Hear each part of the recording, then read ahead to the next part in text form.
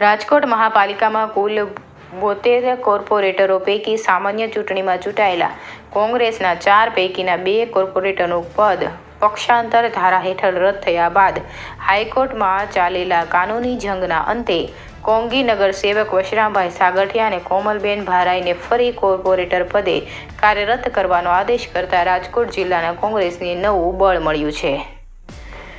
ગત વિધાનસભાની ચૂંટણી પૂર્વે ઓક્ટોબર 2020માં પૂર્વ વિપક્ષી નેતા અને વોર્ડ નંબર 15ના કોર્પોરેટર વશરામભાઈ સાગઠિયા તથા તેમની સાથે કોમલબેન ભારાએ પાર્ટીમાંથી રાજીનામું આપી દીધું હતું. વશરામભાઈ સાગઠિયાએ આમ આદમી પાર્ટીનો હાથ પકડ્યો હતો અને તેઓ રાજકોટ ગ્રામ્યમાંથી વિધાનસભાની ચૂંટણી પણ લડ્યા હતા. જોકે ચૂંટણીમાં તેમનો પરાજય થયો હતો. બીજી તરફ ખુદ કોંગ્રેસે પક્ષાંતર ધારા હેઠળ પોતાના બંને કોર્પોરેટરો સામે શહેરી વિકાસ વિભાગમાં ફરિયાદ કરી હતી. તારીખો અને લાંબી દલીલો બાદ વિભાગે બંને કોર્પોરેટરોનું સભ્યપદ રદ જાહેર કર્યું હતું. આથી વશરામભાઈએ સરકાર સામે હાઈકોર્ટમાં સ્પેશિયલ પિટિશન દાખલ કરી લડત ચાલુ રાખી હતી. તાજેતરમાં ફરી વશરામભાઈ સાગઠિયા ફરી કોંગ્રેસમાં જોડાઈ ગયા હતા, પરંતુ તેમની પાસે કોર્પોરેટર પદ ન હતું. થોડા મહિના પહેલા ખાલી બેઠકોની પેટા ચૂંટણીની વાત પણ જાહેર થઈ હતી, પરંતુ કાનૂની વિવાદના કારણે આ ચૂંટણીની પ્રક્રિયા પડતી મૂકવામાં આવી હતી. હવે ગઈકાલે હાઈકોર્ટે વશરામભાઈ સાગઠિયા અને કોમલબેન ભારાઈને કોંગ્રેસ પક્ષના કોર્પોરેટર તરીકે ફરી પ્રવૃત્ત કરવાનું માર્ગદર્શન મોકલ્યું છે.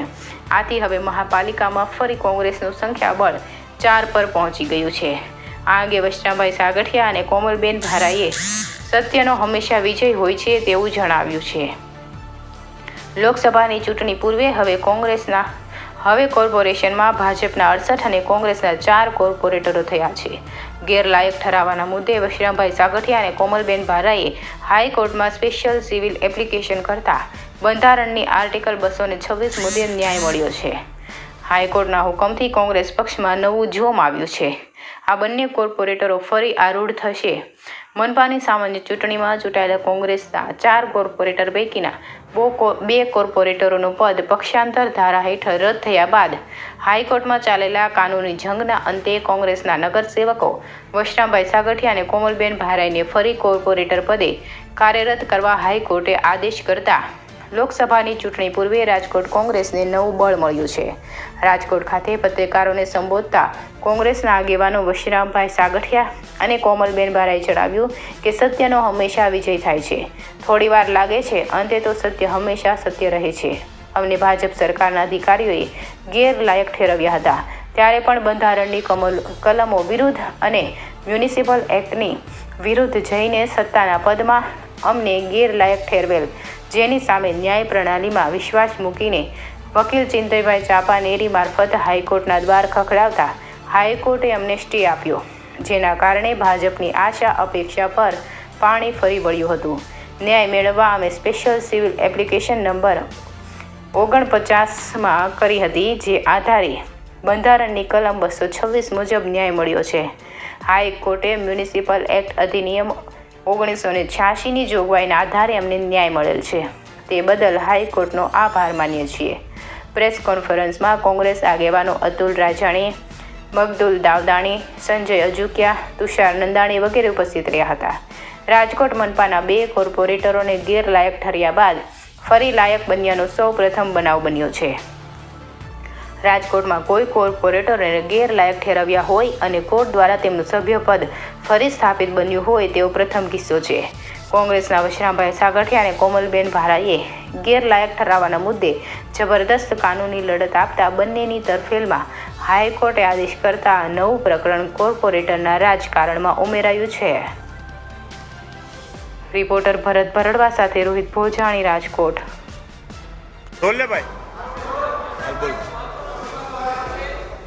ઓકે,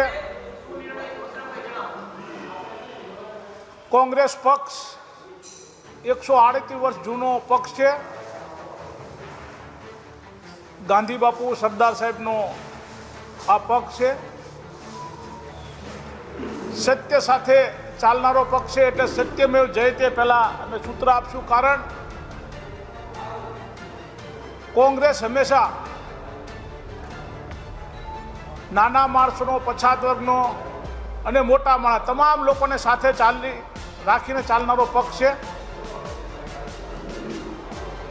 જ્યારે ભાજપ સરકાર દ્વારા ગેરલાયક મને ઠેરવવા, મારા સાથી કોર્પોરેટરને ઠેરવવામાં, ત્યારે પણ અમે સરકારને કહ્યું હતું કે આપ નિર્ણય ખોટો લઈ રહ્યા છો, પરંતુ સત્તાના મદમાં ભાજપને સારું લાગવા માટે તેના સચિવશ્રી દ્વારા જે ખોટો નિર્ણય લેવામાં આવ્યો હતો એને અમે સ્પેશિયલ એપ્લિકેશન હાઈકોર્ટમાં કરી 2 રીટ દાખલ કરી, 50 નંબર 49 નંબરની 2 રીટ, કોમલબેન અને મારી બંનેની. 1 વર્ષ આ 2 મહિના પછી અમને તેનું રિઝલ્ટ મળ્યું છે અને સત્યનો વિજય થયો છે. એટલે હું પહેલાં તો માન્ય નામદાર હાઈકોર્ટનો અને જજ શ્રીનો ખૂબ ખૂબ આભાર માનું છું કે તેમણે ન્યાયને ઉજાગર કરી અને સત્યને બહાર લાવવાની કોશિશ કરી અને અમને જજમેન્ટ આપ્યું.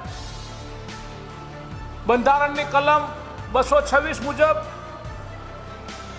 તેમને આપવામાં આવેલા અધિકારોનું તેમણે સ્પષ્ટપણે માનવું હતું એ પ્રમાણેનું રિઝલ્ટ આપ્યું છે. ગુજરાત હોય કે ભારત હોય, સમગ્ર દેશમાં આજે બીજેપીનું શાસન છે. લોકશાહીને ક્યાં મૂકી દીધી છે ખબર નથી હોતી એવું દેખાઈ રહ્યું હતું અને શાસકો દ્વારા એવું થઈ રહ્યું છે. ત્યારે તેમની ઉપર પણ બંધારણની જોગવાઈ મુજબ કોઈક બેઠેલું છે અને એ હાઈકોર્ટે ભાજપને ફરી એકવાર તમાચો માર્યો છે. પહેલાં માર્યો તો આપને ખબર છે, ચૂંટણી ડિક્લેર કરી વોર્ડ નંબર 15માં ગમે તેમ કરી કોંગ્રેસના હાથમાંથી સત્તા લઈ લેવા માટેનો પ્રયત્ન કર્યો હતો. ગુજરાતના તત્કાલીન મુખ્યમંત્રી પણ એવું બોલેલા કે 15 નંબરના વોર્ડના કાર્યકરો અને વત્સરામ છાગઠિયાએ કોંગ્રેસની આબરૂ રાખી. એ વાત ઉપર એમને દાજ હતી એટલા માટે બોલ્યા હતા અને ખોટો નિર્ણય પણ એટલા માટે જ લેવડાવ્યો હતો, જેને માન્ય નામદાર હાઈકોર્ટે નકારી કાઢ્યો છે. અને સ્પષ્ટ જોગવાઈ અને એમને જે આપેલા હુકમમાં સ્પષ્ટ કહેવામાં આવ્યું છે કે ક્યાંક આપનો નિર્ણય ખોટો છે, એટલા માટે આ બંને કાઉન્સિલરોને ફરી કાઉન્સિલર તરીકે ચાલુ રાખવા માટેનો માન્ય નામદાર હાઈકોર્ટે હુકમ કર્યો છે. એ હુકમની કોપી પણ અમે આપને આપીશું અને સરકારશ્રી દ્વારા જે રિસ્પોન્ડર છે, એટલે કે જે લોકો રિસ્પોન્ડેબલ છે એ લોકોને પણ કોપી મળી જશે.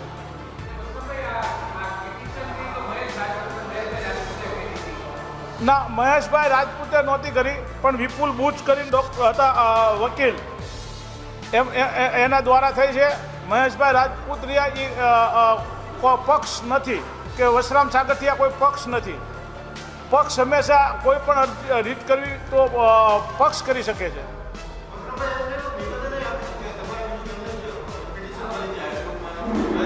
હવે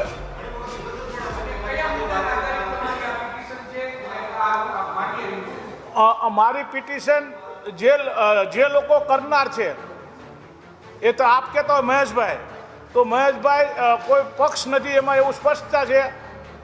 એને એક વ્યક્તિ હોદ્દો મળેલો વ્યક્તિ છે, ડેઝિગ્નેટેડ જેને કહેવાય, એવા વ્યક્તિ કોઈ બીજાને સસ્પેન્ડ કરવાનો કરી શકે નહીં, પક્ષ જ કરી શકે એવી સ્પષ્ટ આમાં ઉલ્લેખ છે હાઈકોર્ટના જજમેન્ટમાં.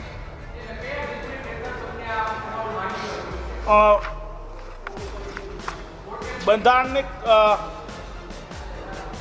126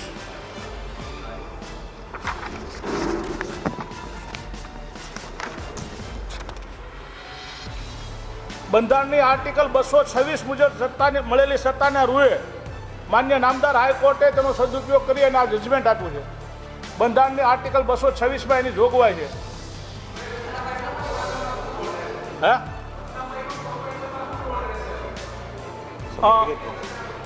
અમે રાજકોટમાં આપને ખબર છે 95માં લાધાભાઈ પટેલ કરીને હતા, એક જ કોર્પોરેટ હતા. અને આપણે એ પણ જોયું છે 2000થી 2005 સુધી સ્પષ્ટ બહુમતી સાથે કોંગ્રેસ રહી હતી. ભાજપનો એટલો બધો સત્તાનો મત છે જેણે અમને અમારા એક જ વોર્ડમાં અમે જીત્યા છીએ એને લઈ લેવા માટેના તમામ પ્રયાસો કર્યા હતા.